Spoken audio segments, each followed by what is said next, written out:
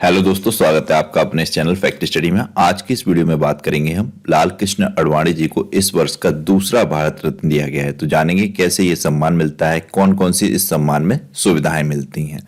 तो आप सभी को मालूम है, इनसे पहले 24 जनवरी को घोषणा हुई थी, कर्पूरी सिंह ठाकुर जी को 49वां भारत रत्न पुरस्कार दिया गया था। अब ये लाल कृष्ण आडवाणी जी को ये पुरस्कार मिला है। प्रधानमंत्री मोदी जी ने एक्स अकाउंट के माध्यम से और उड़ीसा के संबलपुर में भी वो भाषण दे रहे थे, वहां पर भी कई हजार करोड़ की उन्होंने परियोजनाओं का शिलान्यास किया और तभी उन्होंने ये बताया कि अब भारत के पूर्व उप प्रधानमंत्री लाल कृष्ण आडवाणी जी को भारत रत्न से सम्मानित किया जाएगा और उस पर काफी अच्छा वक्तव्य की भी किया है उन्होंने। और यहाँ पर भारत रत्न पुरस्कार से जुड़े हुए कुछ बहुत ही महत्वपूर्ण फैक्ट्स के बारे में भी हमने ऐड किया हुआ है, तो इनको भी जानेंगे। तो वीडियो को आप बहुत ध्यान से देखिएगा, जानते हैं क्या है ये मामला। तो सबसे पहले तो जान लेते हैं, भारत रत्न अब हो गए हैं लाल कृष्ण आडवाणी जी। तो इनसे रिलेटेड कुछ पॉइंट, जैसे कि 8 नवंबर 1927 को पाकिस्तान के सिंध में भारत रत्न मतलब लाल कृष्ण आडवाणी जी का जन्म हुआ था और 1936 से 1942 तक कराची के सेंट पैट्रिक्स स्कूल में इनकी पढ़ाई हुई। सितंबर 1947 में बताया जाता है बंटवारे के बाद सिंध से ये दिल्ली आ गए।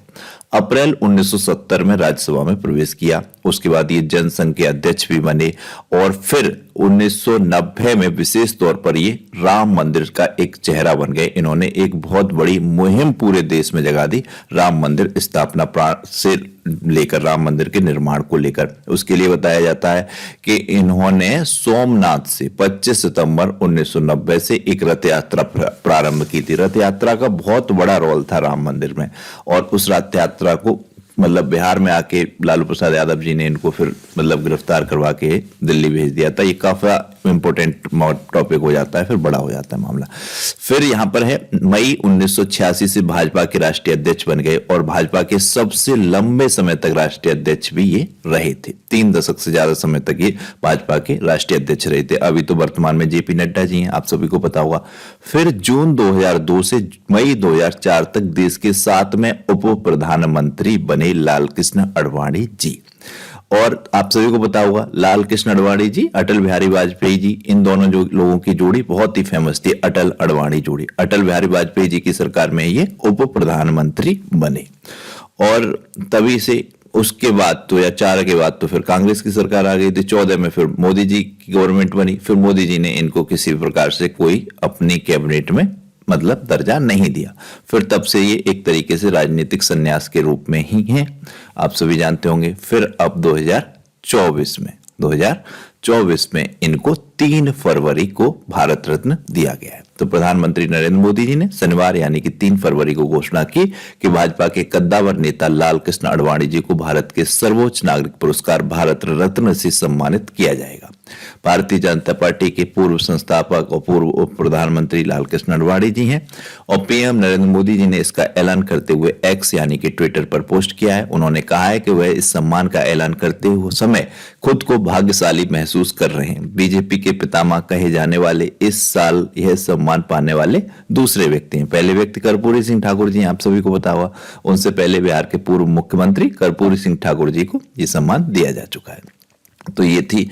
अब यहाँ पर एक काफी इंपॉर्टेंट वक्तव्य दिए गए हैं प्रधानमंत्री मोदी जी से। तो उसके बाद काफी राजनीतिक गर्मा गर्मी भी हो गई कि राजनीति से जोड़ा जा रहा है कि जब सरकार बनी, मोदी का कैबिनेट बनी, तब तो इनको किसी प्रकार से कोई पद दिया नहीं गया। अब ये 2024 के चुनाव को देखते हुए उनके वोट को संगठित करने के लिए उनको ये दिया जा रहा है। लेकिन मोदी जी ने काफी अच्छी अच्छी पोस्ट की और जो वो उड़ीसा के संबलपुर में भाषण दे रहे थे, कई हजार करोड़ की परियोजनाओं का शुभारंभ किया था। नवीन पटनायक भी थे उसमें वहां पर, तो हमने देखिए पूरा भाषण सुना। तब ये काफी अच्छा बोल रहे थे आडवाणी जी के बारे में। लेकिन कुछ लोग कहते हैं कि आडवाणी जी को संन्यास दिलाने में अहम भूमिका मोदी जी की है। इस तरीके की बातें चलती रहती हैं। तो एक ये भी पोस्ट हमने ऐड की, काफी अच्छी थी। इन्होंने कहा, मुझे यह बताते हुए बहुत खुशी हो रही है कि आडवाणी जी को भारत रत्न से सम्मानित किया जाएगा। मैंने भी उनसे बात की और इस सम्मानित होने पर उन्हें बधाई दी। हमारे समय के सबसे सम्मानित राजनेताओं में से एक, भारत के विकास में उनका योगदान अविस्मरणीय है। उनका जीवन जमीनी स्तर पर काम करने से शुरू होकर हमारे उप प्रधानमंत्री के रूप में देश की सेवा करने तक का है। उन्होंने हमारे गृह मंत्री और सूचना एवं प्रसारण मंत्री के रूप में अपनी पहचान बनाई। उनके संसदीय हस्तक्षेप हमेशा अनुकरणीय और समृद्ध अंतर्दृष्टि से भरे रहेंगे। तो ये वक्तव्य काफी इंपॉर्टेंट लगा, तो इसलिए मैंने इसको ऐड किया है इस इमेज में। अब आ जाते हैं भारत रत्न से जुड़े हुए इंपॉर्टेंट फैक्ट्स पर। भारत रत्न भारत का सर्वोच्च नागरिक पुरस्कार है, आप सभी को पता है। यह सम्मान 2 जनवरी 1954 को स्थापित किया गया था। तब से यह सम्मान मानव प्रयास के किसी भी क्षेत्र में योगदान के लिए 26 जनवरी को दिया जाता है। भारत रत्न के लिए सिफारिशें प्रधानमंत्री द्वारा राष्ट्रपति को की जाती हैं और इनमें प्रति वर्ष अधिकतम 3 व्यक्तियों को यह पुरस्कार देने का प्रावधान है। सम्मानित व्यक्ति को राष्ट्रपति द्वारा हस्ताक्षरित एक सर्टिफिकेट और एक पीपल के पत्ते के आकार का पदक मिलता है। आप सभी देखा होगा, आपने सभी को ने ये इस तरीके का मेडल होता है जो दिया जाता है, सब जानते होंगे। तो यह सम्मान 13 जुलाई 1977 से 26 जनवरी 1980 तक निलंबित भी किया जा चुका है। भारत रत्न पुरस्कार 2 बार निलंबित किया जा चुका है।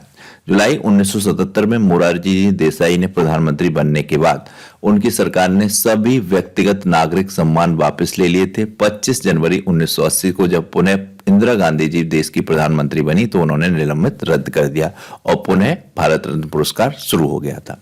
दूसरी बार ये कब निलंबित हुआ? अगस्त 1992 से दिसंबर 1995 तक, जब कई जनहित याचिकाओं ने पुरस्कारों को असंवैधानिक संवैधानिक वैधता के रूप में चुनौती दी थी। इन याचिकाओं में से एक केरल हाईकोर्ट में और दूसरी मध्य प्रदेश के हाईकोर्ट में दर्ज की गई थी। मुकदमे के समापन के बाद 1995 में सुप्रीम कोर्ट ने पुरस्कारों को फिर से शुरू करने की मंजूरी दी थी। तो ये आपको पता होना चाहिए, भारत रत्न पुरस्कार 2 बार निलंबित भी हो चुका है। एक बार मोरारजी देसाई, एक बार कुछ याचिकाओं के कारण से। यहां पर इंपॉर्टेंट फैक्ट है, भारत रत्न और पद्म पुरस्कार भारत के संविधान के अनुच्छेद 18(1) के अंतर्गत उपाधियां हैं, जबकि अनुच्छेद 18 ही बताता है कि सभी प्रकार की उपाधियों का अंत, देश में किसी भी प्रकार की कोई विशेष उपाधियां नहीं दी जाएंगी। लेकिन वहीं पर वो भी बताता है सेना और शिक्षा के क्षेत्र में कुछ उपाधियां दी जा सकती हैं। इसी प्रकार से अनुच्छेद 18(1) के अंतर्गत भारत रत्न और पद्म पुरस्कार संविधान में वर्णित हैं। संविधान के अनुच्छेद 18(1) के अनुसार पुरस्कार प्राप्त करने वाले अपने नाम के उपसर्ग या प्रत्यय आगे या पीछे भारत रत्न का पुरस्कार मतलब प्रयोग नहीं कर सकते। ऐसा नहीं लिख सकते कि भारत रत्न अटल बिहारी वाजपेयी, इस तरीके का लिखना वर्णित नहीं है किसी प्रकार से संविधान में। हालांकि वे अपने biodata, visiting card, letter head आदि में राष्ट्रपति द्वारा सम्मानित भारत रत्न या भारत रत्न पुरस्कार प्राप्तकर्ता जोड़ सकते हैं। इस तरीके से अपना कोई भी उनका विजिटिंग कार्ड है तो उसमें लिख सकते हैं इन्वर्टेड कोमा में कि भारत रत्न पुरस्कार प्राप्त करता, इस तरीके से। लेकिन उपसर्ग या प्रत्यय जो कि नाम के ठीक पहले और नाम के ठीक बाद साथ में जुड़ते हैं, आप सभी को पता होगा, हिंदी का इतना तो ज्ञान होगा, उपसर्ग या प्रत्यय क्या होते हैं, तो वो उस तरीके से प्रयोग नहीं किया जा सकता। तो अनुच्छेद 18(1) में वर्णित है। वैसे तो अनुच्छेद 18(1) उपाधियों के अंत से संबंधित है, वो चीज आपको पता होनी चाहिए। यहां पर है भारत रत्न में से वीआईपी का दर्जा। भारत रत्न से सम्मानित व्यक्ति देश के वीआईपी में शामिल हो जाते हैं।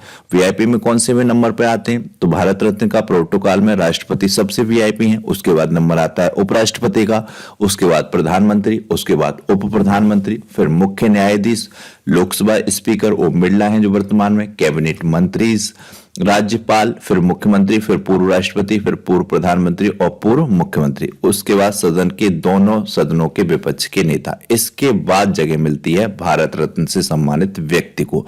इसमें किसी भी प्रकार की कोई राशि नहीं मिलती है, लेकिन कैबिनेट मंत्री के बराबर का वीआईपी का दर्जा दिया जाता है।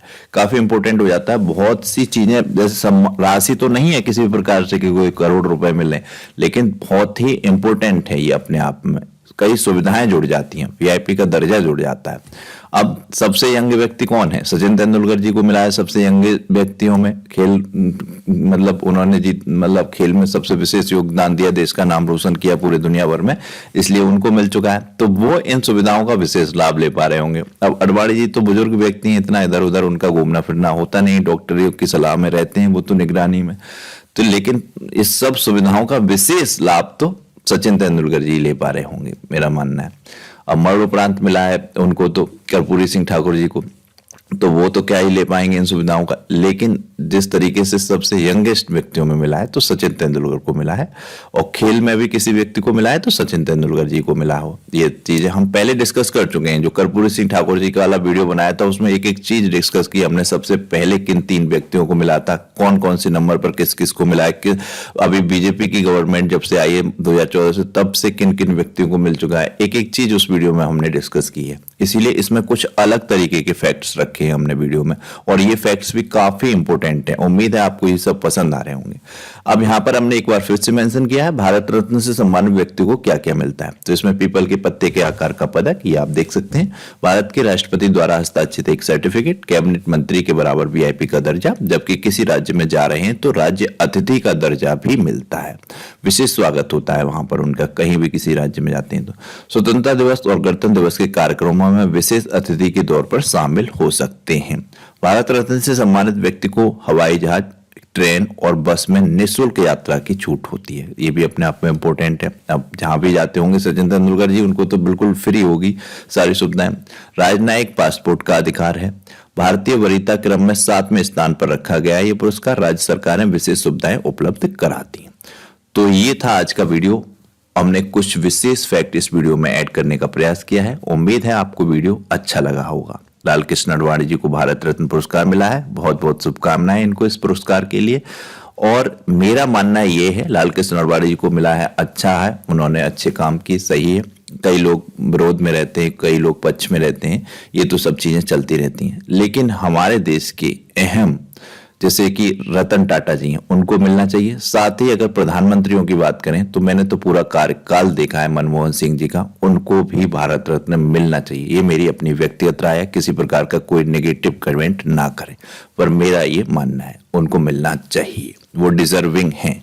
उन्होंने देश के लिए भी बहुत अच्छे काम किए हैं, चाहे उन्होंने वित्त मंत्री के रूप में, चाहे आरबीआई गवर्नर के रूप में। और रतन टाटा जी तो विशेष अपने देश की गवर्नमेंट जितनी जॉब देती है उतनी जॉब टीसीएस में मिलती हैं, आप देख सकते हैं, टाटा के द्वारा दी जाती हैं। रतन टाटा जी को भी मिलना चाहिए। इस पर आपकी क्या राय है कमेंट बॉक्स में बता सकते हैं। एक क्वेश्चन रखा है हमने, लाल कृष्ण आडवाणी जी कौन से वे नंबर के भारत रत्न प्राप्त करता है, तो इसका आंसर जरूर कीजिएगा। इतना तो आप सेंस लगा सकते हैं कि ये इनको कौन से वे नंबर के प्राप्त करता है, तो आंसर कीजिएगा। वीडियो को लाइक और शेयर कीजिएगा, चैनल को सब्सक्राइब कीजिएगा, बेल आइकन को प्रेस कीजिएगा। Thank you so much.